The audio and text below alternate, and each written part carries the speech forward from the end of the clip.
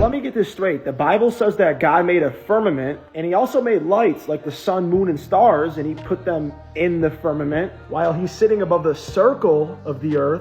All the while the earth is set on foundations and it can never be moved, while the shape of the earth is like clay pressed under a seal. And mind you, the earth is resting on pillars, which, by the way, the earth is God's footstool, and it's residing in a universe that's complete and not expanding. But you want me to believe that we're living in whatever the hell this is, right? Not happening. If you're a Christian, you're going to have to pick. Do you believe NASA or do you believe the Bible? Because here it is in the Bible. God made the sun and the moon and the stars. 3 different words, 3 different things, differentiated on purpose. The Bible does not waste a word.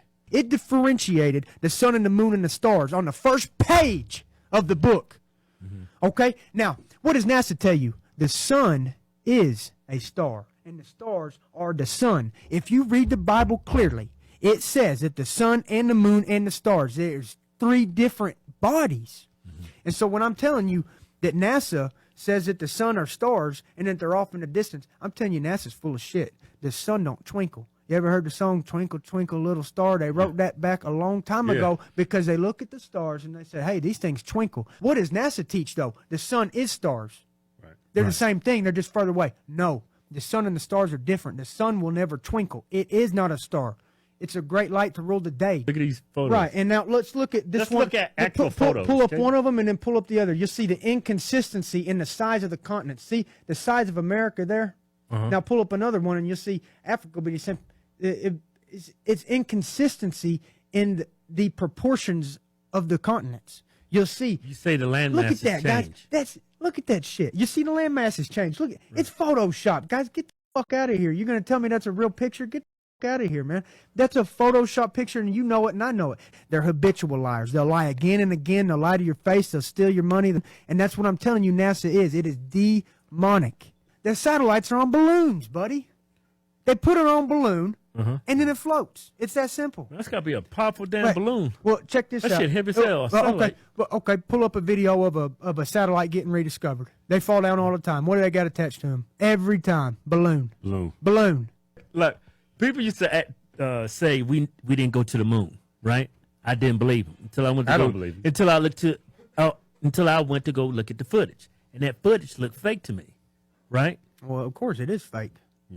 Yeah. That's why it looks fake to you, because it is fake. You have your own discernment, brother. Have your own wisdom. Have your own confidence. Yeah. Don't believe everything that these stupid tell you. Yeah. I totally don't believe we've been to the moon. Well, thank God, because I think it's actually anti-Christian. I think as a Christian, you have to have discernment. Who is the enemy? Hey, why are they? Who's trying to pervert the truth? NASA is perverting the truth. Right. Bring up some footage when we went to the moon.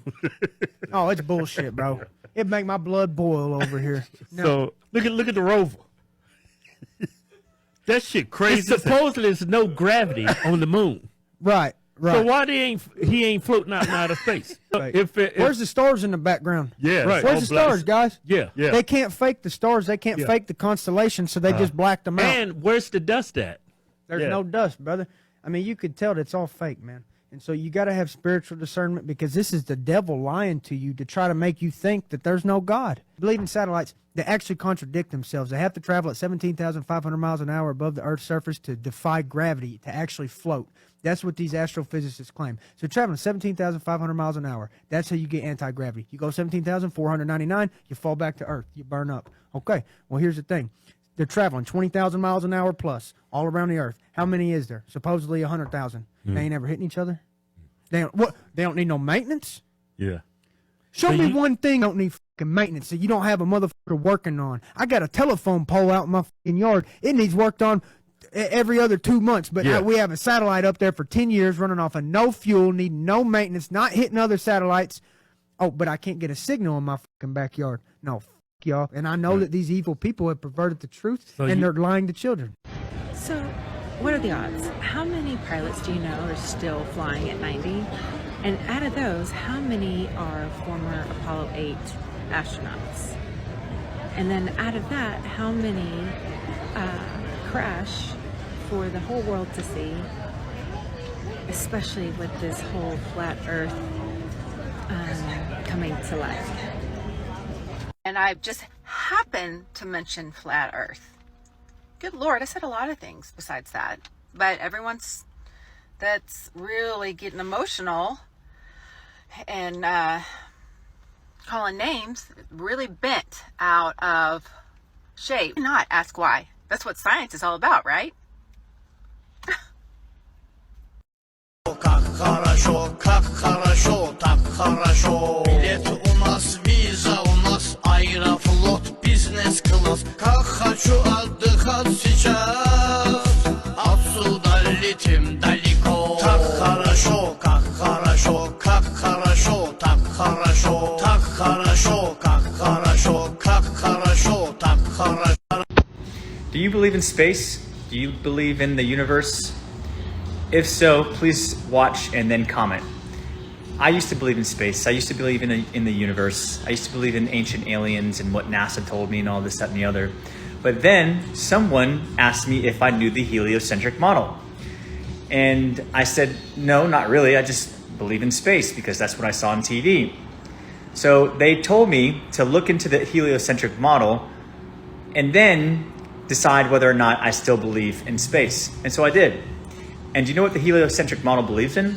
The heliocentric model believes this, that not only do we live on a spinning ball of water, but that spinning ball of water is rotating on axis at 1,000 miles per hour, while orbiting the sun with all the other planets at 66,600 miles per hour, while being dragged by the Milky Way galaxy at over 480,000 miles per hour. All this while the universe expands at over 2.1 million miles per hour. How is that possible? Why haven't we been disintegrated into nothing? Their answer, the heliocentric people's answer, is this. It's gravity. Gravity is what is protecting us from being shredded to pieces. Gravity is what's supposedly containing the pressure, the gas pressure here on Earth. Gravity is what's holding all the oceans to this rock. So if this sounds outlandish, if it sounds outlandish that we're traveling at 2.1 million miles per hour throughout an infinite vacuum of space, yet we see the same celestial patterns since the beginning of time, the same patterns that our ancient civilizations relied upon to navigate the seas, to grow their crops, including the North Star that hasn't moved at all, including Orion's belt that lines up with the Giza pyramids and many other structures on this planet. It doesn't make sense to me. I live near the equator. Theoretically, I'd be walking sideways. Down below in South America, people would be driving sideways, walking around upside down. Planes would be flying upside down. There are so many different things about the heliocentric model that doesn't make sense. It's outlandish to believe this theory, this model. So please look into the heliocentric model before you say you don't believe in flat Earth. Thanks. So this is the ultimate reason why they have lied about the flat Earth and want us to believe it's a globe. And that is because when they show us photos of stars, they're nothing like what real stars are. The luminaries, the planets that they say, they're nothing like what the actual planets are. If you look at a photo of what they say Venus is, and then if you look up in the night sky with a proper camera and zoom in on Venus, Venus is a light. She is not a dust ball or a ball of rock in the sky. We can literally prove and see this with our own eyes. Trust yourself over anyone else, okay? What they don't want you to know is that these luminaries in the sky, they are lights. And in the spiritual world, what is light, what is true light? It's powerful, it's God's power basically. There's the light versus the night. So when you have lights like the luminaries in the sky, you can utilize those lights that govern the whole of this cosmos. The days of the week are named after the gods, the planets, the luminaries in the sky. So they don't want you to know that they are literal conscious beings, lights in the sky, and so they would rather keep you sat on a little rock ball flying through space. Anything could happen in any minute, and you're literally just a fluke coincidence from a great big bang. And so that's why they don't want you to know about the true. Stop scrolling. I'm about to prove to you that we live on this and not on this. And at the same time, I'm going to prove to you that God's word is true and accurate. First of all, they got us believing that these rockets are leaving Earth, when in fact they can't because of this, the firmament. And here's the proof. Let me introduce you to Werner von Braun, known as the father of NASA. He also developed the rocket that supposedly took Apollo 11 to the moon. On his grave, he quoted a Bible verse, Psalms 19:1. Psalms 19, verse 1.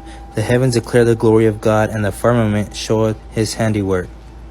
The Hebrew translation for firmament is extended surface, solid expanse, a vault of heaven or firmament regarded by the Hebrews as solid and supporting the waters above it. We take a look in Job 37:18. Says, hast thou with them spread out the sky which is shrunk and as molten looking glass. So the firmament that is supporting the waters above is literally made out of glass. Has anyone noticed how all these rockets, when they go up, they curve every single launch? It almost looks like they're taking the shape of the firmament.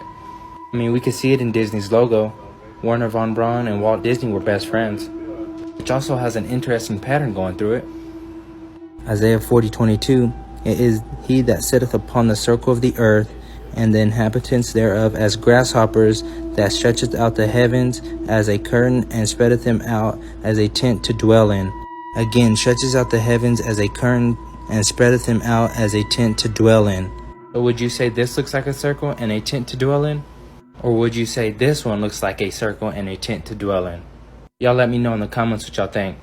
God's word is true. He wants a relationship with you, not a religion. Proving that space is fake with a deck of cards. Now this is just not any deck of cards. This is the Illuminati card game of conspiracy made in 1995, and it costs about $1,500. Now let's take a look at some of these cards made in 1995. Terra Snook, Pentagon.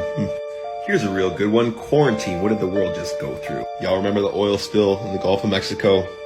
Now, before I go any further, I gotta explain to the simple-minded what predictive programming is. It's essentially a set of planned events that they program into your subconscious mind through things like this prior to them happening. They've been trying to do this one for quite some time, eh? Now, this is why everyone's like, The Simpsons predicts everything. No, it is not a prediction, it is an agenda. Now, they do this because they are essentially disclosing and telling you what they are going to do previous to them doing it. And this alleviates their karma. Take a look at some more of these cards. International Weather Organization, Geoengineering, Chemtrails. Remember the nuclear accident? The Boston Marathon bombing? Here's one of my favorites, Flat Earthers. People laugh, but the Flat Earthers know something. I wonder what we know. Maybe that we're not on a ball spinning at 1,000 miles per hour, orbiting the sun at 67,000 miles per hour, and hurling through space at millions of miles per hour. Here's a cool one, science fiction fans. That's what you guys are. And one of my favorites, NASA. Y'all remember that song, Californication, by the Red Hot Chili Peppers? Space might be the final frontier, but it's made in a Hollywood basement.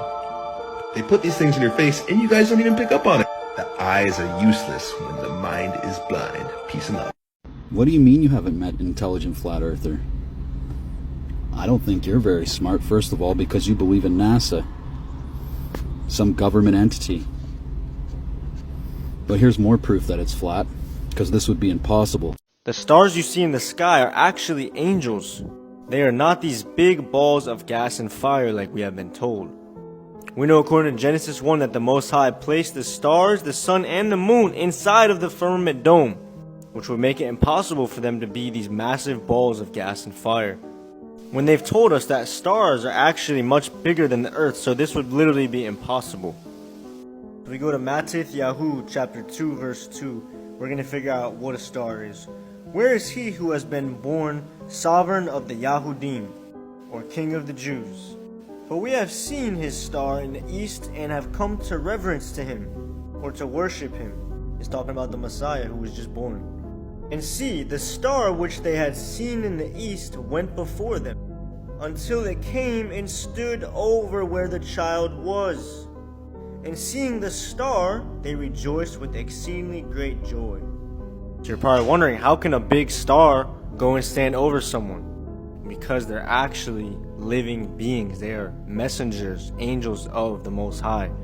Now here is a description of one of these heavenly messengers, one of these angels. As for their appearance, all four looked alike, as if a wheel in the middle of a wheel. A wheel inside of a wheel. Now, here are some real photos of stars taken with a high zoom camera. What do you notice? They look like wheels inside of wheels. Pretty accurate to the description that was given there. Remember, Satan drew 1/3 of the stars of heaven and thrown them to the Eretz, the earth. That's referring to the fallen angels, right? The stars. Which kind of makes sense why they call these wicked celebrities stars. Tinfoil hat back to the day. Did you know that the U.S. government has had patents to control the weather since 1891? Do the research. So if the Earth was actually a globe, then there wouldn't be any astrological signs. The zodiac signs would not exist. Why is that? That's because the zodiac signs are a representation of the sun traveling across the sky in relation to the stars behind it at high noon. That's what the astrological signs are. The stars behind it that you would see is the astrological age that you are in. We have 12 astrological signs because we have 12 star constellations rotating overhead over our flat plane. No religions on Earth would exist if the Earth was a globe.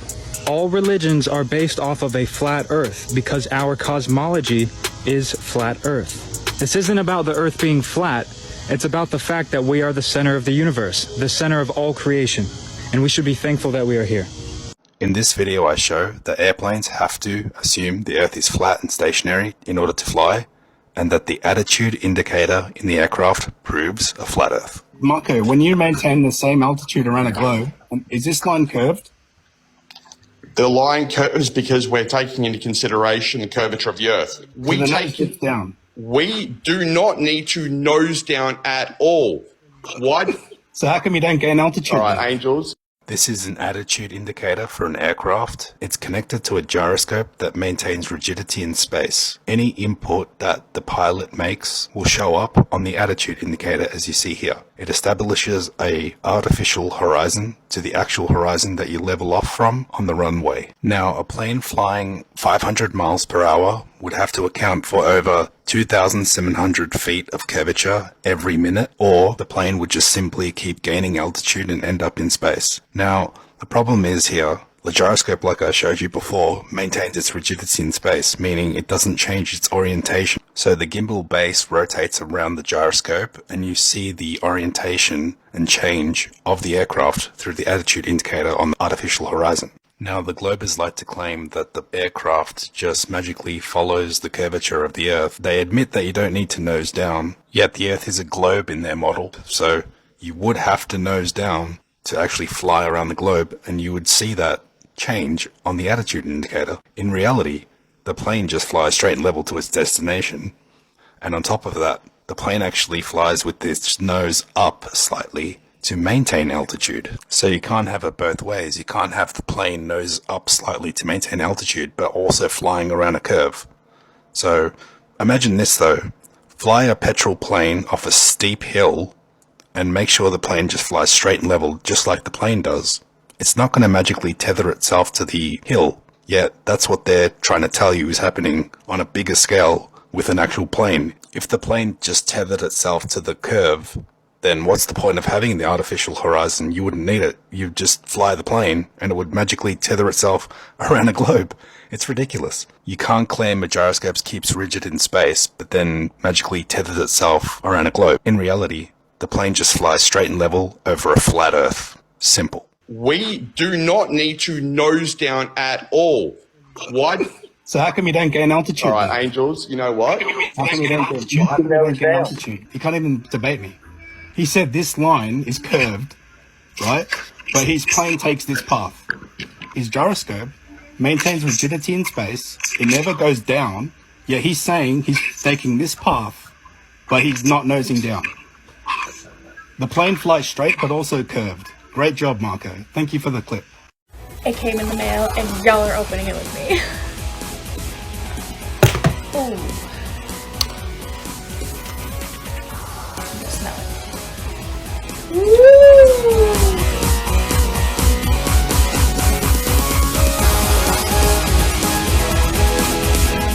Here we go.